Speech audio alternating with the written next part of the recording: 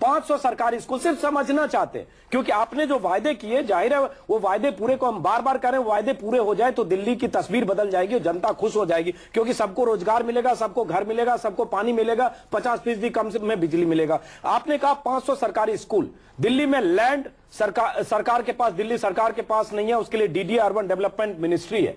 और वो सारी चीजें जो आपने बहुत सारी चीजें कही है, मोहल्ला सभा के जरिए पैसा देने का, उसके लिए भी एमसीडी है। बहुत सारे कायदे कानून जो दिल्ली को लेकर है, क्योंकि दिल्ली को पूरे राज्य का दर्जा नहीं है, वो सारे वायदे आप पूरे नहीं कर सकते। स्कूल आप नहीं खोल सकते। 500 स्कूल का मतलब आपको हजारों एकड़ जमीन चाहिए, सैकड़ों एकड़ जमीन चाहिए, और वो 5 साल में जो इन्होंने पूछा वही मैं भी पूछ रहा हूं, कैसे करेंगे ये सब? ये सब करने से पहले क्या सोचा गया कि फिजिबिलिटी चेक की गई? देखिए, हर चीज जो है वो फैक्चुअल बेस्ड है, हर सी चीज का एविडेंस तो समझाइए ना क्या फैक्चुअल है, आप ब्लूप्रिंट दिखाइए कैसे 500 स्कूल बनाएंगे। और देखिए, अब आप मुझे बोलने दीजिए, उत्तर भी आप नहीं देने देंगे। अरे बोलिए, आप में सब्र भी नहीं है, तो आपने हमें बुलाया क्यों है? अरे बोलिए, आप आम आदमी को बोलिए। एक मिनट, राहुल मेहरा जी बीच में टांग अड़ाते रहते हैं। राहुल राहुल मेहरा जी, आप लोग आम आदमी पार्टी के नेता हैं, थोड़ा टेम्पर लूज करना कम करिए सर, थोड़ा मुस्कुराइए, 28 सीटें जनता ने जिताकर भेजी है, आपसे सवाल पूछा, हंसिए बॉस, थोड़ा गुस्सा कम करिए, रिलैक्स। एक मिनट, राहुल जी से एक बात, एक मिनट जवाब। और मैं तो गुस्सा कर ही नहीं रहा भाई साहब, मैं तो आपसे सिर्फ रिक्वेस्ट कर रहा हूँ। राहुल जी सुनिए, आप प्रश्न पूछते हैं और उत्तर का जवाब नहीं देते। एक मिनट जवाब देने, प्रश्न का जवाब, एक मिनट जवाब दीजिए राहुल, जवाब दीजिए। देखिए, सबसे पहले मैं आपको याद दिलाना चाहता हूं, इसमें कोई रॉकेट साइंस नहीं है जो हमने बोली है। पॉलिटिकल विल हो और अपने में क्षमता हो तो कुछ भी हासिल किया जा सकता है। पिछले 1 साल में आपको याद दिलाना चाहूंगा, यही पॉलिटिकल पार्टीज और यही मीडिया है जिन्होंने प्रश्न उठाया था कि क्या सिविल सोसाइटी एक पॉलिटिकल पार्टी बना सकती है, बनाकर दिखाया। क्या आप लोग 70 कैंडिडेट इकट्ठे कर सकते हैं, करके दिखाया। क्या वो कैंडिडेट 5 साल नहीं, स्कूल की बात हम करें, फाइनेंशियल अपनी अच्छी बात है, क्या फंड इकट्ठे कर सकते हैं, हमने करके दिखाया। जमीन कहां से मिलेगी? इलेक्शन दिल्ली में जमीन नहीं है राहुल जी, 1 महीने में 10 स्कूल कैसे बनेगा? सीट जीत कर दिखाया। लगेगा जैसे हम सब आगे देखिए, ठीक नहीं लगेगा। इब्तिदा इश्क है होता है क्या? आगे आगे देखिए होता है। चलिए आगे आगे देखिए होता है क्या? मीम अफजल साहब, वैसे राहुल मेहरा जी 4 दिन से मैं आपको सुन रहा हूं अलग अलग जगह, हर जगह आप रॉकेट साइंस जरूर बोलते हैं। रॉकेट साइंस, परसों अरविंद केजरीवाल ने भी कहा कि सरकार चलाना रॉकेट साइंस नहीं है। जाहिर है सरकार चलाना रॉकेट साइंस नहीं है, लेकिन रॉकेट साइंस से सरकार नहीं चल सकती है, ये भी समझ लीजिए।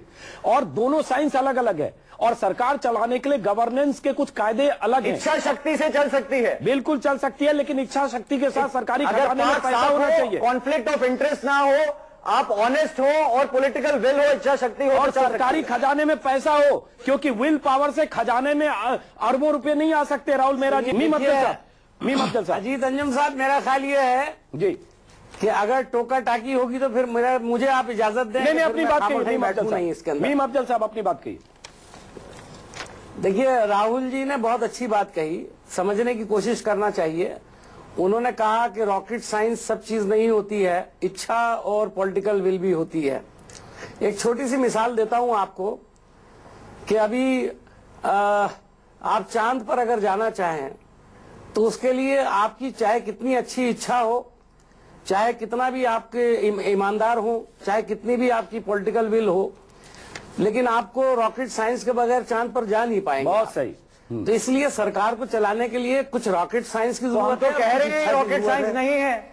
और ये जो हमारे समिट में, मैं बोलिए मेरी बात, अपनी बात पूरी। अगर आपको सुनना, देखिए मैं तो आपकी बहस सुन रहा हूँ, कभी कभी तो मुझे समझ में भी नहीं आता कि आप लोग किस बात पे लड़ रहे हैं, मेरी तो समझ में नहीं आता। आप अपनी बात बहुत आराम से भी हो सकती है जी, और एक दूसरे की बात को सुन करके भी हो सकती है जी। मैं सिर्फ ये कहना चाहता हूँ सभी लोगों से, चूंकि अभी प्रोग्राम खत्म होने का वक्त सा हो रहा है, मैं ये कहूंगा कि आप सरकार बनाने, अगर आपको दिल्ली में सरकार बनाने का मौका मिल रहा है, आप जरूर बनाइए। ये सवालात तो आपसे पूछे ही जाएंगे, हमसे भी पूछे जाते हैं, 5 साल गुजरने से पहले भी पूछे जाते हैं, बीच में भी पूछे जाते हैं कि आपने कितने वादे पूरे किए, कितने वादे आप पूरे कर सकते हैं। आपने चूंकि टाइम फ्रेम उसके अंदर दिया है अपने मैनिफेस्टो में कुछ चीजों को लेकर के, तो जाहिर है कि आपने 4 महीने कहा है तो लोग 6 महीने इंतजार करेंगे, उसके बाद सवाल पूछेंगे। तो जो सवाल है उससे घबराना नहीं चाहिए, और आप तो हमेशा सवालों के जवाब देते रहते हैं। असल में आपको सवाल करने की इतनी आदत पड़ गई है कि आप दूसरों से सिर्फ सवाल ही करना जानते हैं, जवाब देने की आदत आपको होनी चाहिए। अब आप अपोजिशन, यानी आप अभी इलेक्शन नहीं लड़ रहे हैं, सपोर्ट आप समाज को तब्दील करने के लिए अगर जा रहे हैं तो जी हाँ, हम तो सपोर्ट दे रहे हैं आपसे, हमें बोल रहे हैं और कि हमारी सपोर्ट जिस दिन हमने आपको दूसरी तरफ से आप अनकंडीशनल सपोर्ट दे रहे हैं, 6 महीने तैयार हैं। इतनी राजनीति तो बदल गई दिल्ली में, और बीजेपी दूसरी वाला तो आपने तो पहले दिन कह देना चाहिए था कि हमें नहीं चाहिए। कहते हैं आप सरकार जनता के पास चले गए हैं उनसे आज्ञा प्राप्त करने की है। बंद कमरा और खुला कमरा तो ये बाद में बात करिएगा। अभी मैं आपको सिर्फ इतना कहना चाहता हूं कि आप लोगों की पूरी कोशिश है कि आप हमें प्रोवोक करें, आप हमको भड़काने की कोशिश करें अपनी जबान से, और हम ये इच्छा शक्ति हमारी है कि हम दिल्ली के आवाम को देख रहे हैं, ना हम आप पार्टी को देख रहे हैं, ना भारतीय जनता पार्टी को देख रहे हैं। हमारा ये मानना है कि दिल्ली के आवाम के साथ इंसाफ होना चाहिए। हम छोटी पार्टी हैं, 8 हमारी सीटें हैं, हमारे पास वोट भी कम है, हमारे पास मैंडेट नहीं था, चलिए तब भी हम अपनी जिम्मेदारी को निभा रहे हैं।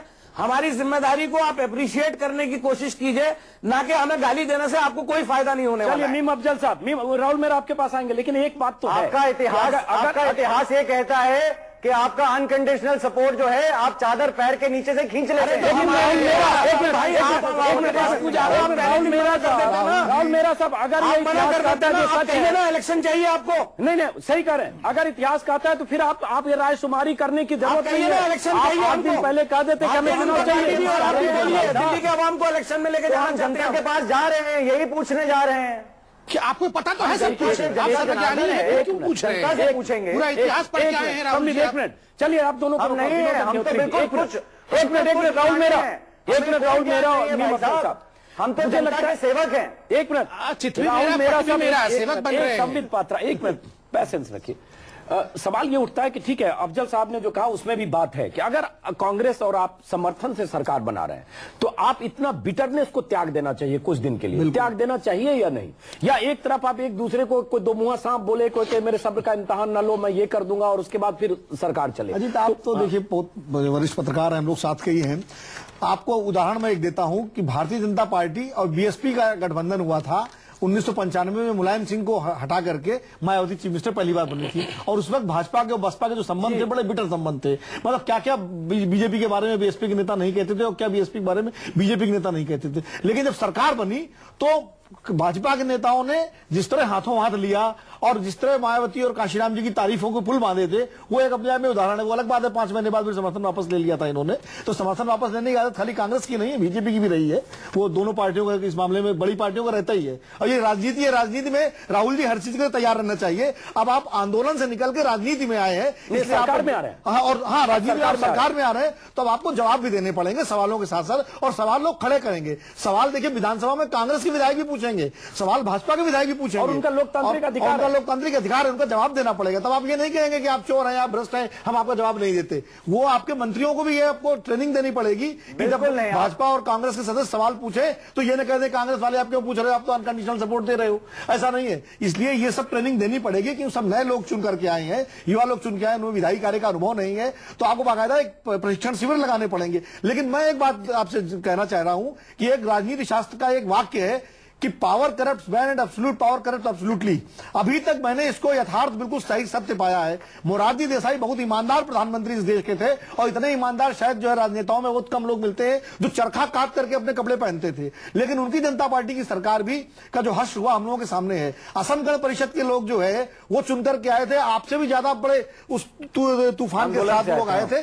26 साल के 27 साल के नौजवान थे, और उसके बाद असम गण परिषद की स्थिति। तो ये एक बड़े बड़ा चुनौती आपके सामने है। तेलुगु देशम का इतिहास आपके सामने, पहली बार ये कमाल नहीं हुआ इस देश में, लोकतंत्र में इस तरह कमाल होते रहे हैं। मुद्दा ये है विनोद जो आपने कहा, राहुल मेरा आपके पास भी आऊंगा मीम अफजल साहब। मुद्दा ये, राहुल मेरा एक मिनट सुन लीजिए, मुद्दा ये है जो अफजल साहब ने भी कहा, ये सही बात है कि अब तक आप विपक्ष में थे या राजनीति से बाहर थे, उसके पहले आंदोलन कर रहे थे, सड़क पर थे, आप ललकार रहे थे, संसद में बैठे सांसदों को, विधानसभा में बैठे नेताओं को, हर पार्टी को चोर और भ्रष्टाचार का, चलिए आपने कहा, आपका अधिकार था, लोकतांत्रिक अधिकार अधिकार का इस्तेमाल किया।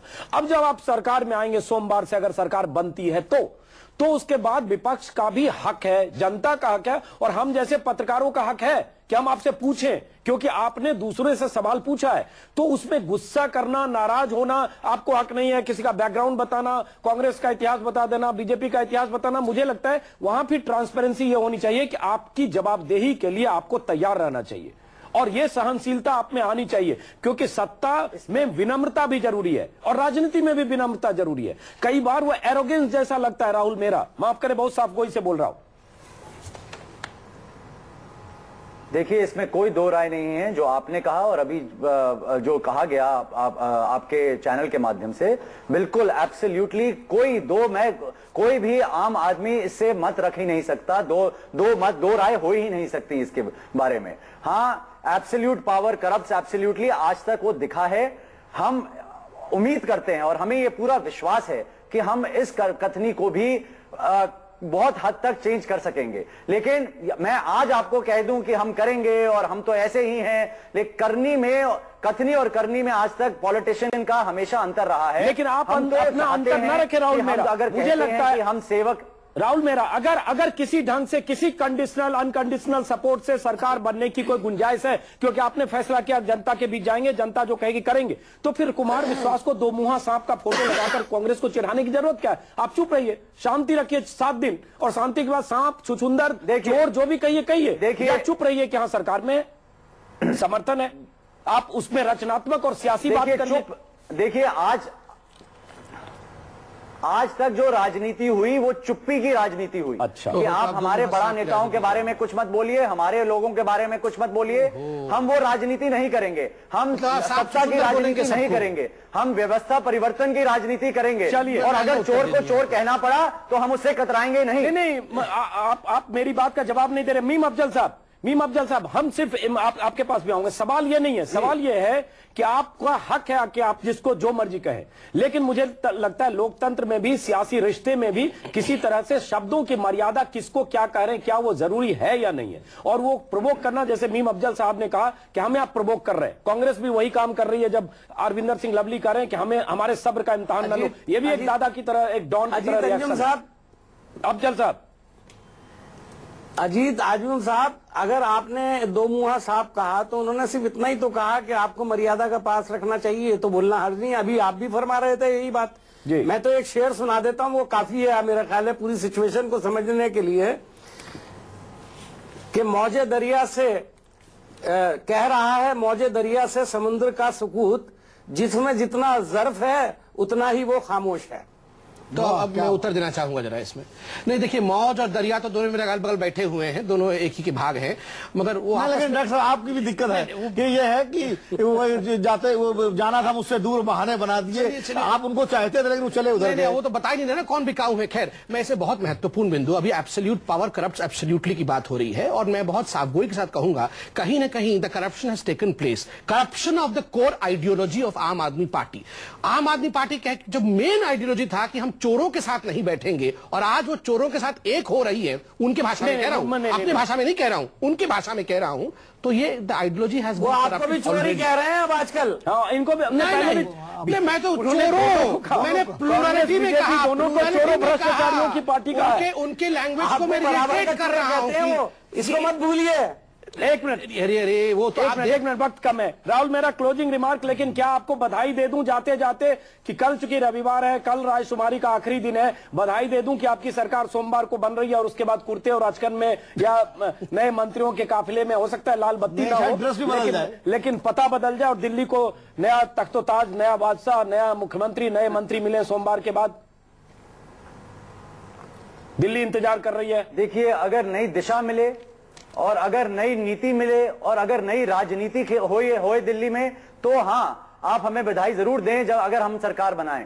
लेकिन अगर सिर्फ सत्ता ग्रहण करने के लिए अगर हम सरकार बनाएं और उसमें कोई नीति नहीं ना हो, उसमें कोई नियति का फर्क ना हो, उसमें कोई अरे वो तो आप जब करेंगे तो अपने आप पता चलेगा। मुझे नहीं लगता राहुल मेरा आम नागरिक के वो तो प्रति आपके तौर तरीके से नीति और नियत से पता चलेगा। उसके बाद आपका बोलने का वक्त कम होगा सर, उसके बाद आपका काम बोलेगा। जब कर्म सामने होता है, जब आपको काम करने की बारी आएगी तो आपको जुबान से कम बोलना पड़ेगा। जो आप करेंगे वो दिखेगा, उसका विश्लेषण हम करेंगे।